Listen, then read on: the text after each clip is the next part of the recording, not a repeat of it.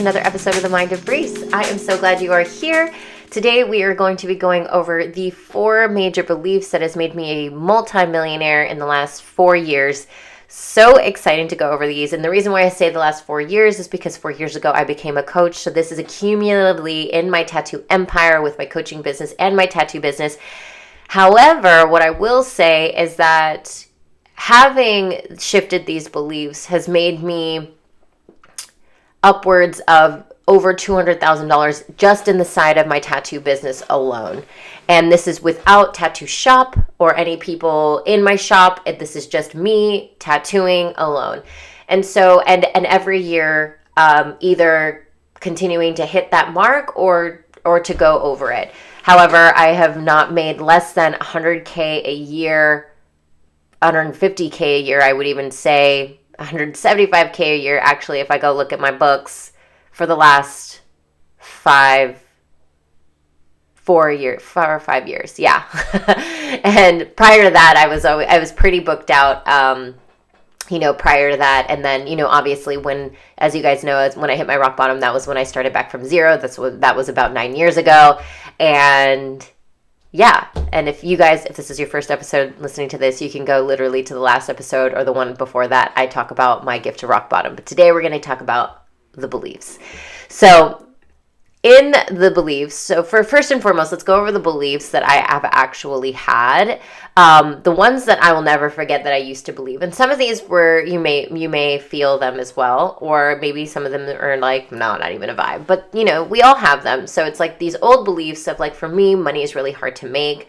Growing up, I watched my mom grind, go crazy. I also watched my dad be an entrepreneur and try to make things work, and all he was looking for was fulfillment. But as a young girl, watching him, and then my mom kind of whispering into our ear that it's very unstable, he doesn't have any stability, he's making X, Y, and Z money, but it's not the same type of income every month, which really scared me. So it was like I was watching my dad shift from different jobs in order to make ends meet, and I was watching my mom, go to school full time and go to work full time, and us actually never seeing her up until we were honestly 13.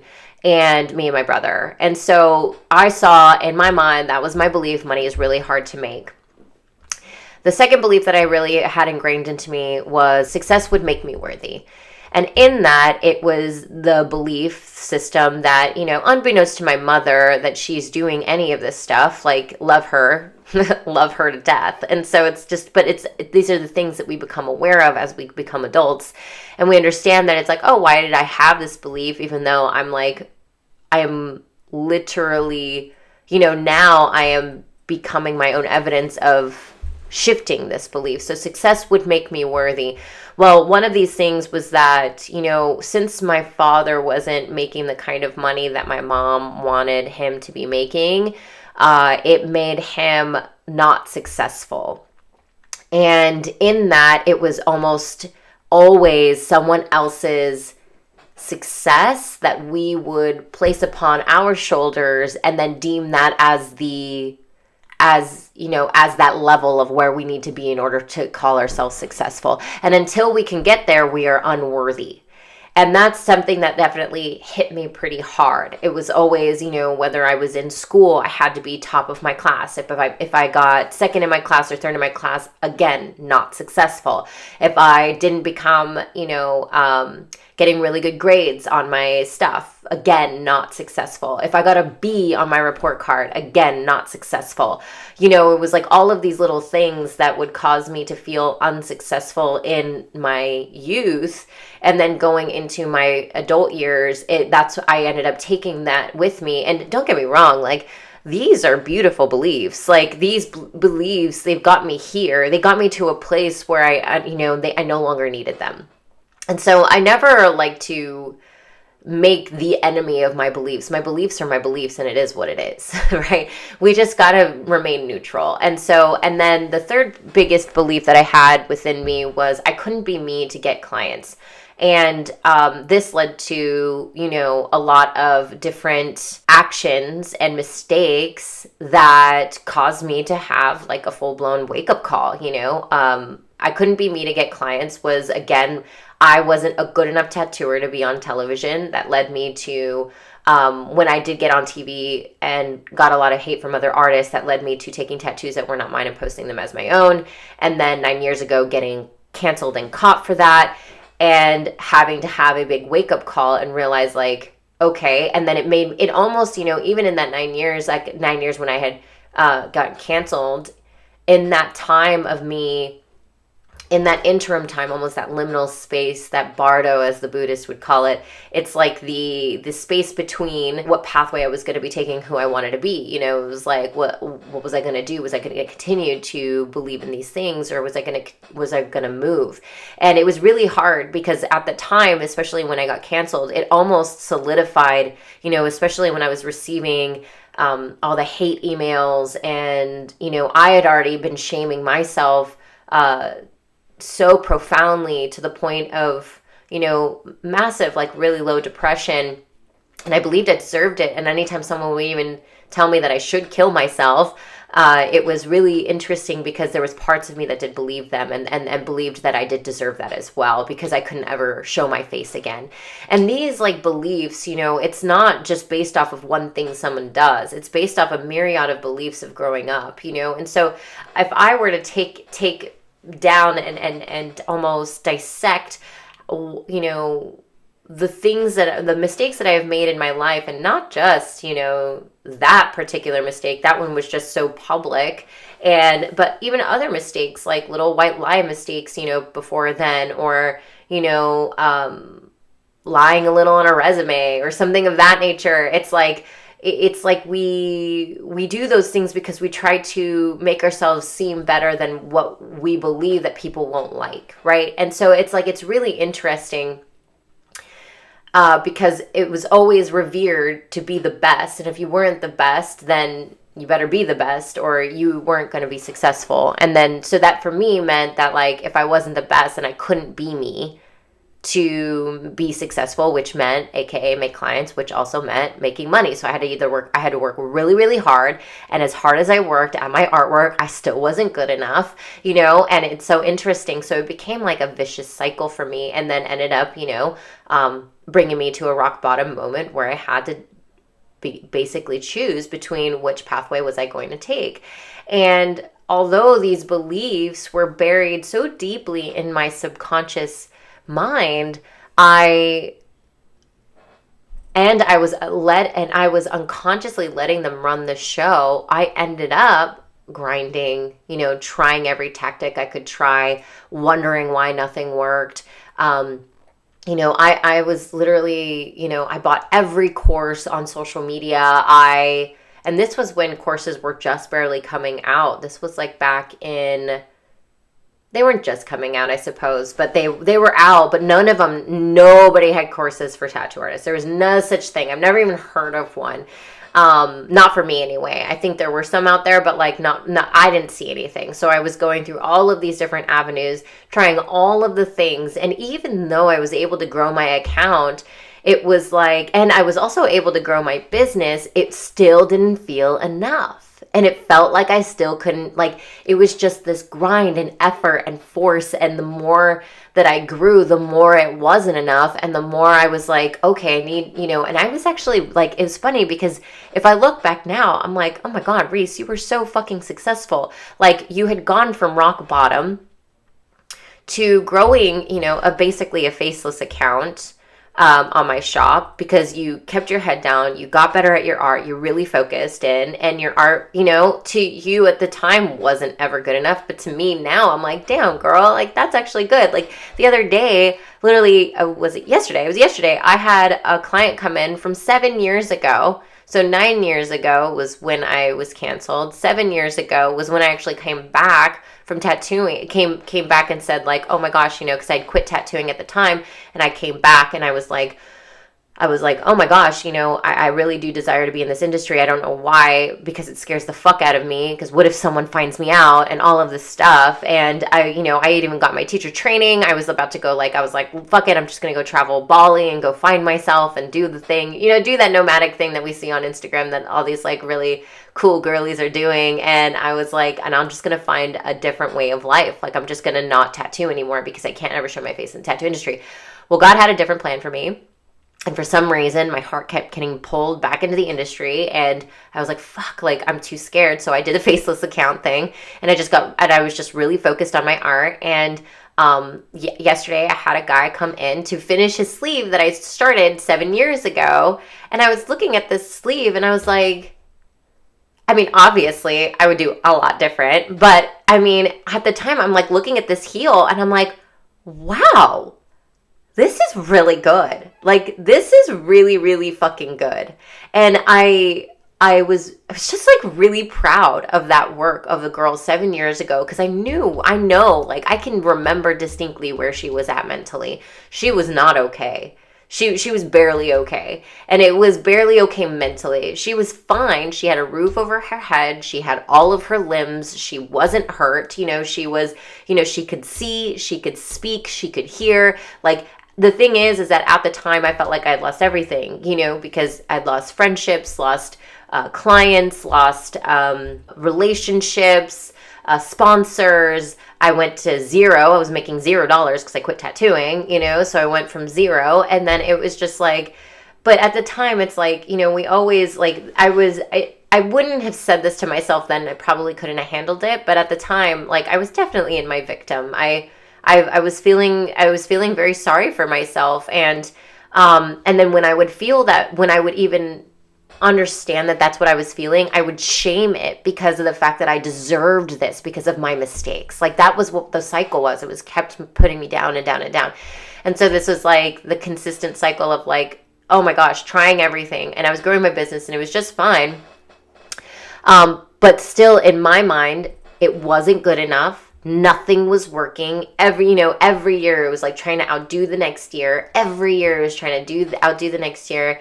And even though I did, it felt like it was harder and harder and harder. And that was when I had realized I was okay, what does, and I think this happened in meditation one day when I first started really truly, I'd been meditating for probably 8 years now, but really truly heavily meditating in the way where I was allowing, God and spirit back into my life and really honoring what life was going to offer me, essentially, versus me trying to force all the outcomes, which it's being a spiritual entrepreneur or spiritually acclaimed entrepreneur, there is this level of surrender we must have into the hands of a higher power of whatever you believe that is. If that's your higher self, if that's if that's an alien, if that's the universe, if it's God, if it's one consciousness, if you just want to call it life, all good. It's all the same to me. It doesn't matter. You know what I mean? So it's one of those things where when I finally started to let God, the universe, and oneness, source, spirit, whatever, come through and be a part of my life and be a co-collaborator in my life, because at the end of the day, no matter what, it's always been, God's always been co-collaborating with you, and especially in the moments where you're going to have your own most through line to wisdom, because at the end of the day, what ends up happening is that especially why I call it the gift of rock bottom is because if I didn't have it, I don't know how I would landed in this position I'm in now, which is completely fulfilled, making really good money, continuing to impact people in a beautiful, fulfilling, heart-led, purpose-fueled way, and speaking my soul's truth and continuing to be myself and amplifying my income. And that just, to me, is I don't think it could get any better than this, It can't. I don't believe it. I'm wow, I am living heaven on earth. I'm living nirvana at this point, because this is the whole thing that people desire, is to be completely fulfilled in joy, having ease in life, so much freedom, and to do what you love that impacts a lot of people and helps people in a really beautiful way. And whatever that might look like for you, whether you're a coach, whether you're a tattoo artist, an artist, a creative, whatever it is, you know, that sounds like fucking success to me. It took the journey of rewiring these beliefs, and not only rewiring these beliefs, but healing my nervous system, which is in the body, and surrendering to God for me to understand a few of the beliefs that I'm going to get into right now. But the thing is you have to have all three. You have to have all three, because with just one, cool, you can rewire beliefs. You can rewire your subconscious beliefs. How do we do that? You can think positively. You can have a lot of affirmations. You can journal. You can do so many beautiful things. You can manifest. And then like the whole genre of manifestation, which I absolutely love, I think there's a little bad rap to it because, you know, people look at it as like, oh, I just got to think happy thoughts and I'll get what I want. And I feel like people are becoming more aware that that's not the case, that you do have to take action. However, by thinking happy thoughts is beautiful. But the thing is that thinking happy thoughts, you know, saying them over and over again, absolutely can help rewiring the mind. However, it's from one of those places of discipline. It's like one of those things where I've got to do it every single day, and I got to be disciplined over and over and over again. And I love that. Like, I am a gal of discipline. I love discipline. Like, I'm the kind of girl that wakes up at 4 a.m, goes to the gym, moves her body, and then after I do an hour-long meditation because I love it. Like, I fucking love it. It feels good to me. But that's, to me, is devotion. Discipline is when you're grinding, you're like, come on, we've got this. It's like posting every day just to post versus posting from your soul and knowing it's coming from there. So it's like, I'll get into that in a second. So there's this aspect of the mind that we have to like retrain for sure. What the best thing is to do is that if you can catch it. So awareness comes from the mind. You have to become aware of what the mind is thinking. And when you become aware of what the mind is thinking, then you can shift it, right? Then I can shift to something a little bit more positive, something that really helps. This a different belief of rewiring from the ones that are like, money is really hard, success is going to make me worthy. I can't be me to get clients. I have to be someone they like. So it's one of those things where I'm like, okay, on the mind, I catch it in the mind. However, after it happens in the mind, what we need to try to reverse it just from thought alone, just from like positive thought alone, can sometimes build rejection and resentment within the body. So what happens in the mind, right? What happens in the mind is that your mind is becoming aware of the thoughts, so you try to shift those thoughts. However, those thoughts are coming from a belief-based system that's happening within the nervous system, right? And so that nervous system is stamped in time with all of these experiences that, you know, we call it trauma. Call it trauma. It's like these trauma experiences are stamped inside. So like these moments, these experiences I had with my parents, you know, money is really hard to make, success would make me worthy, that kind of thing. These are stamped on my nervous system to create a belief. And it's the reason why we call it traumatic is just because it's a memorable situation, right? It's like memorable, like it's a memorable stamp in time. And in that time when I was watching these things happen, I felt helpless. I felt helpless watching my parents. And then I just had to believe in the caregiver that what they are saying is true, or what they are doing and believing really is true as well, because I'm also seeing these things in action. And so it's stamped in my heart. I am a child, so I rely on my caregiver to give me the answers, the answers. And as a child that's just taking information in, I stamp it as an I am statement. So an I am statement, yes, I can understand that in my mind, I believe that I am capable. However, if I don't believe that in my body, then I need to heal something emotionally. So that's why it is mental, emotional health. So we have these two things. Totally. Mental and emotional health, you'll go so far. You'll go so fucking far. You will go so far, because what now you are doing is you are no longer rejecting the part of you that believes something different.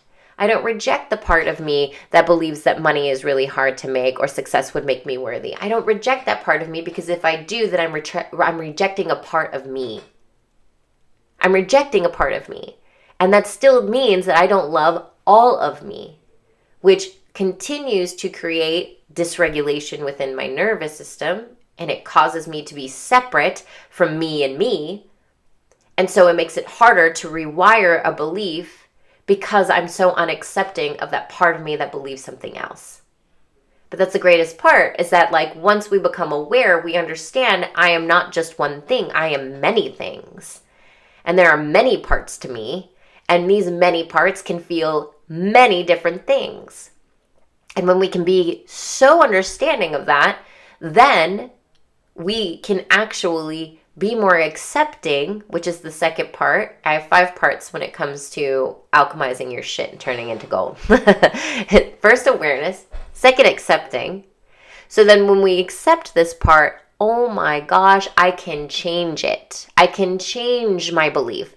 Alchemize. That's what alchemize means. Alchemize means to change. It means to change. So it's like awareness, acceptance, alchemize. Alchemize, change what I believe now, because now I've said, oh, I am the girl, right? I am the girl that stole tattoos and, like fucking posted them as my own. I am that girl. I don't reject that girl. I am also the girl that owns it, doesn't justify it, and utilizes that very moment to fuel her purpose. I choose all of these things. This is all choice based on me, because I am able to fully accept all of me, not just parts of me, not just the parts that I like, not just the parts that people like, not the parts that people deem acceptable. I accept them all. I own them all. Not only accept them, but I take full ownership of it. So when someone says anything to me, I can be like, yeah. And actually, even better, they can't say anything to me because I'm already saying it. It's so much easier to own it. Charity, one of my really good one-on-one clients, she's also in Scale. She reminded me of something that was really, really cool. She said Eminem had a rap battle going on, and I forget who it was. And all Eminem did in this rap battle was talk so much shit about himself and every little thing that he had ever done, and then drop the mic. And then when the other guy went to go fucking rap battle it out, he had nothing to say, because Eminem already said all the things about him that you could talk shit about. And that's the best part. That's like full ownership of exactly who you are. Isn't that credible? And so it's funny because, like, for me, it was the moment I decided to own my past, own my beliefs, own those things, because I felt like I could never show my face again. That was one of those beliefs back in the day. I can never show my face again in the industry and be taken seriously. I can never show my face again and be successful because of what I've done. My past defines me. That was another belief. My past defines me up until this day. It can never not define me. It makes me who I am now. I am always tainted. I am always a thief. I am always this. I am always that. And it's like, am I? Can I question these beliefs? Even if it activates me in the body. Because there is still a part of me that feels shame. Of course. Like, I still own that part of me that still feels shame and scared. The one that's like, I don't want to be called out again. I don't want this. I don't want that. And it's like, oh, honey, we get to love on you. We don't reject that part of you. And when we don't reject this part of ourselves, we begin to heal the nervous system. The nervous system grows in capacity to understand. Because now, as I'm shifting these beliefs, as I'm allowing myself to open up to fully accept all parts of me, even the ones I hide in the shadows, that's why we call it shadow work, then I am able to rewire the mind. I am able to create new neural pathways, new patterns, that when I start to think one way, I can go, oh, love, love, love, in the body, in the nervous system, allow the feeling to be felt because we don't reject any parts of ourselves, and then think something different. And here are the things. So Rewire, that's number 1. Heal the nervous system, number 2. That's the emotional aspect. But then 3 is surrender. Surrendering to God, surrendering to source.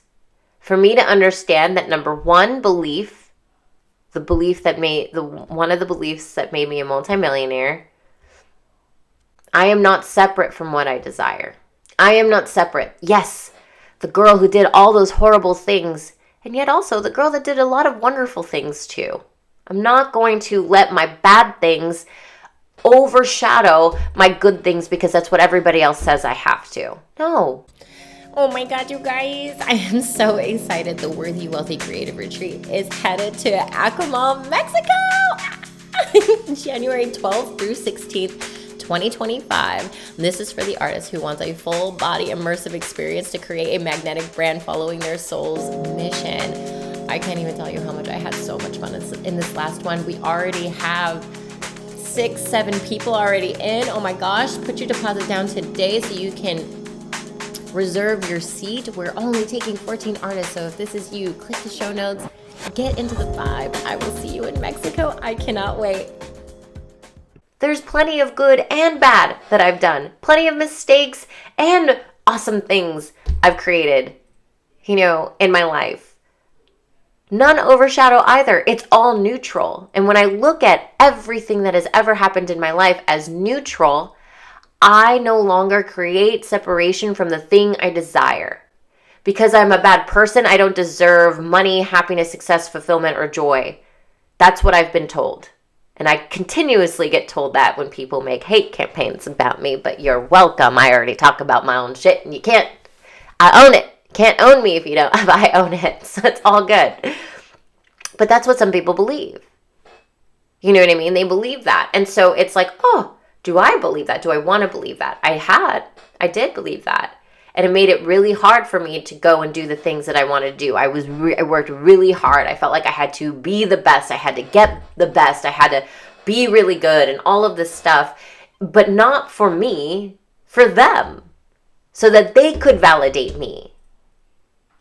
And that's where it gets twisty. It's like, oh, yes, get better at your craft, but for you, do it because your values say that my level of standard is always mastery. If I desire mastery in all things, then that just means that anything that I'm doing is going to get the level of attention that it needs in order for me to become a master at it. So yes, I meditate every day, an hour. I go to the gym every day. I work on my artwork every day. I would say every day. And when I say artwork, I mean education and my tattooing. But before every tattoo, you bet your sweet ass, I dream about that tattoo. And I even see the finished product done every morning in my meditation. I truly believe that that's actually the biggest reason why I've gotten better at my art. Is because I visualize it prior. That's a whole other podcast episode. And so these shifts, like of me believing I am not separate from what I desire, all of a sudden it creates this sense of attachment. It's like, oh my gosh, I'm energetically aligned to all the things that I desire. My desires want me back. And when I surrender to the universe, I release the expectations and the outcome of when and how. Because the how will appear if I just take the step. That's not a belief, that's the truth. You literally take a step and then all of a sudden another opportunity opens you up and you're like, oh shit, if I didn't take that last step, I wouldn't be here today. It's like the same one where you're like, ooh, I think I want to be a tattoo artist. But the first time you actually went out and tattooed, you became a tattoo artist. You didn't just conceptualize the idea, oh, I want to be a tattoo artist. And then all of a sudden you became, you know what I mean? Like you actually had to take the action of going and getting an apprenticeship or getting a machine and practicing on skin or fake skin or whatever it was for you to get to this point. And you had to do it over and over and over again in order for you to actually be a tattoo artist. Like you're not a tattoo artist just because you want to be called one. You're a tattoo artist when you actually create tattoos. And if you're a full-time tattoo artist, that means you're actually creating tattoos and making a living, paying your bills with it. So it's like we can't do any of those things, the things that we're doing now, if we didn't take a step.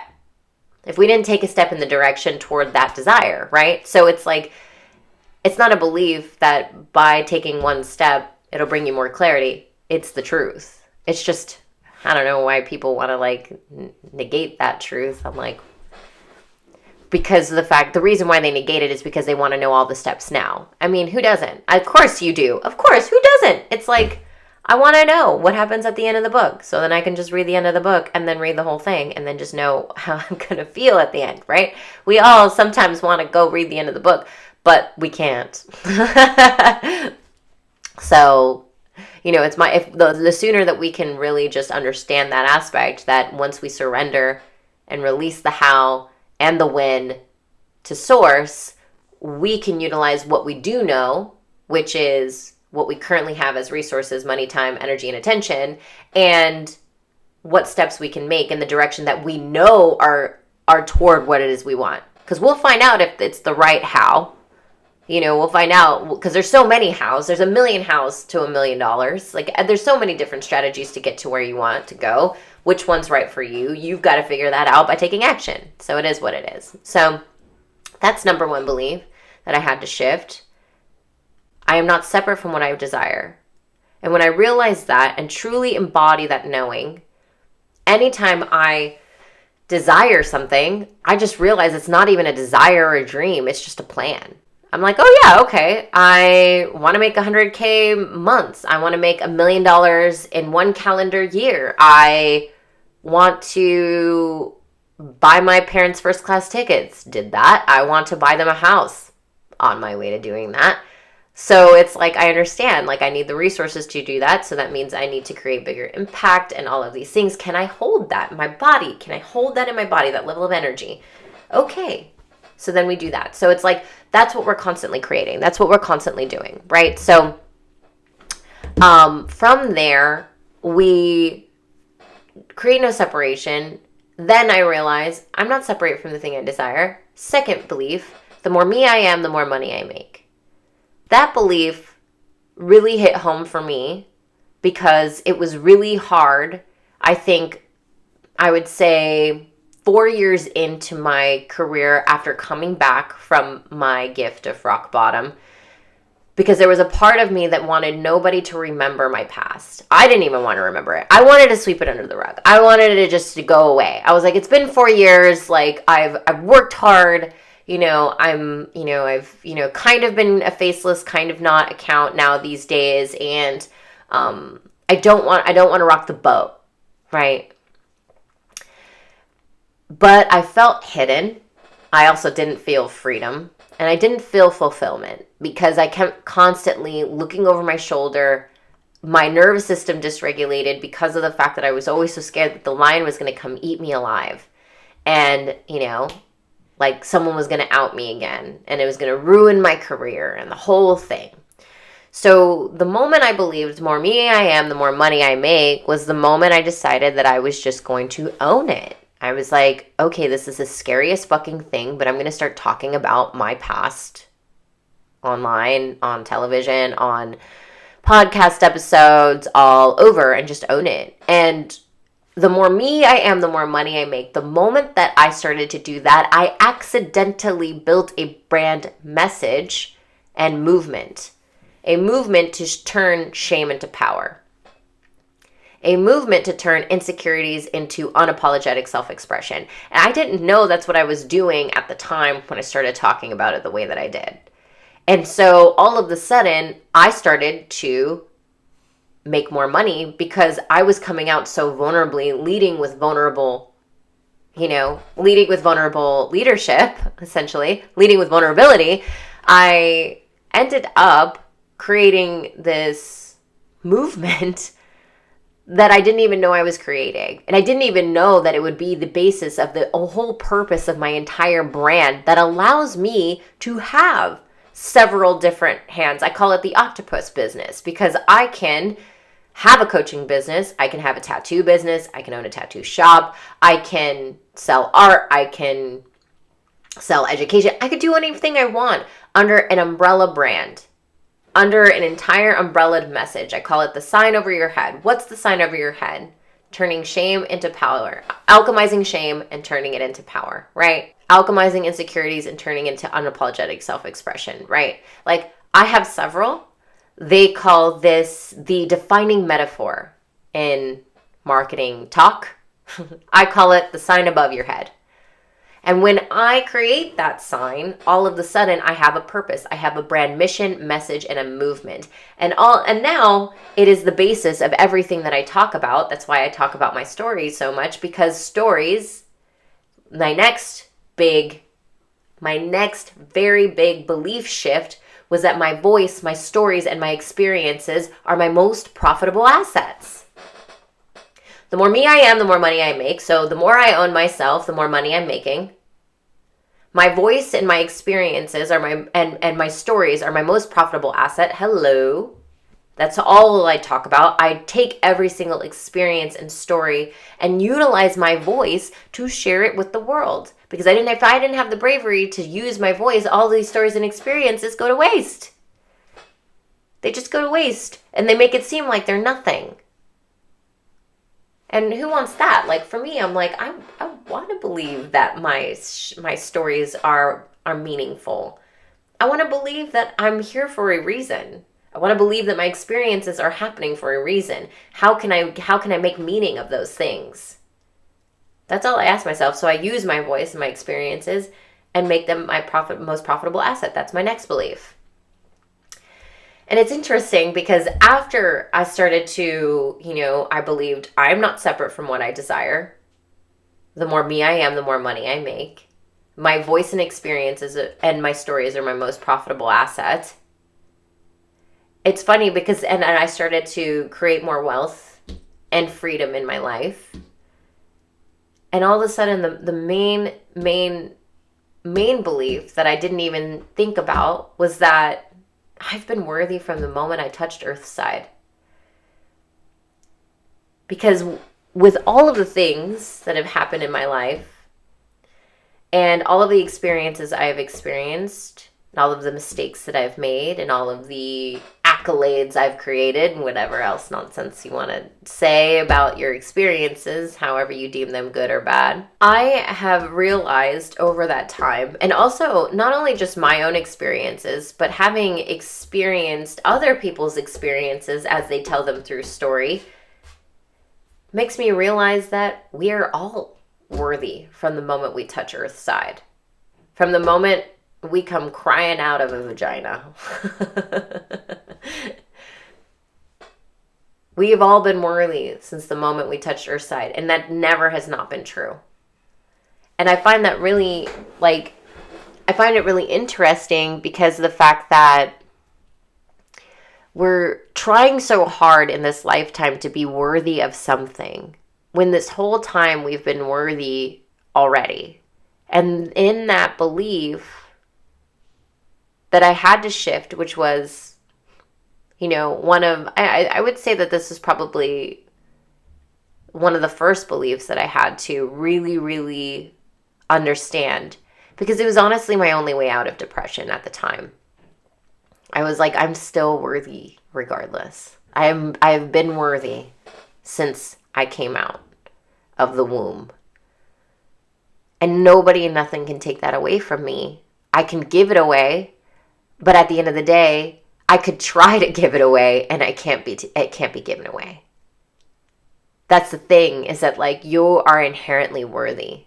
You are inherently deserving of whatever it is you want. You are deserving of all the success you want, deserving of all the wealth that you want, whatever that looks like. And that it is your choice to choose what that looks like. Don't make it look like mine. Shit. You don't want it to look like mine. Fuck that. Who cares? Who cares what I want? What do you want?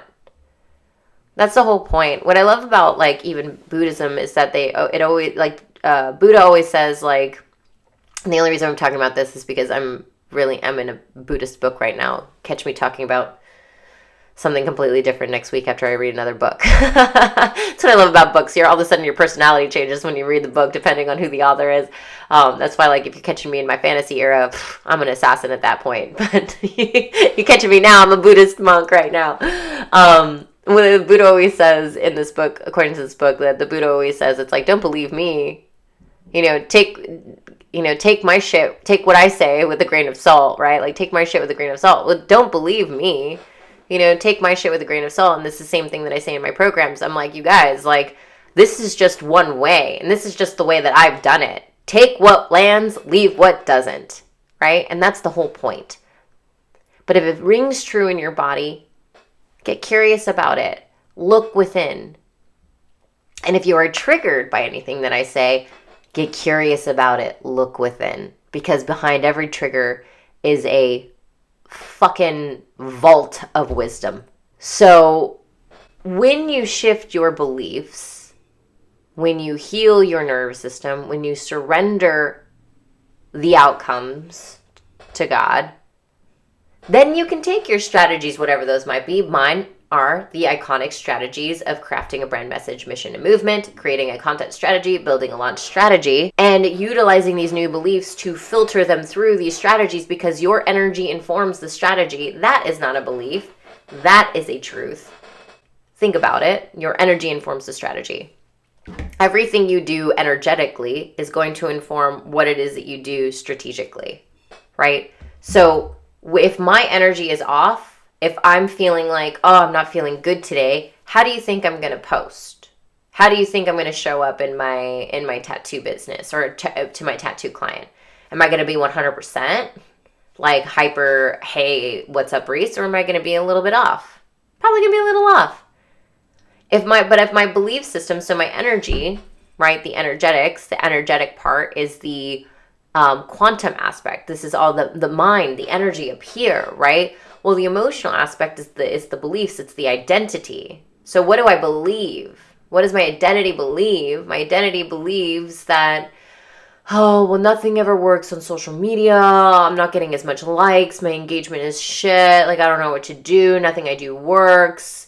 If that's the belief in my body, where's my energy at? If I'm believing that, if that's what I'm saying in my body, then where's my energy at? My energy is like, ugh, a little drag ass, but I should post because, I mean, if I don't, then whatever. And then what kind of post do you think I have? Even with the strategy I use. Oh, it's like the strategy of using story and posting a reel and doing this thing. It's like, okay, well, let me just put this thing together and let me post it. Oh, it didn't work. Oh, God. And then we're just recreating a self-fulfilling prophecy, right? So it's like our energy does matter.